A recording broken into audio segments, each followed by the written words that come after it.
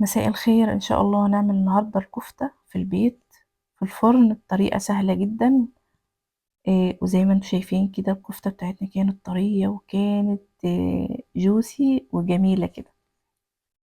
حبايب قلبي، هنبدأ إن شاء الله دلوقتي الوصفة مع بعض، ونبدأ بسم الله ونصلي على رسول الله.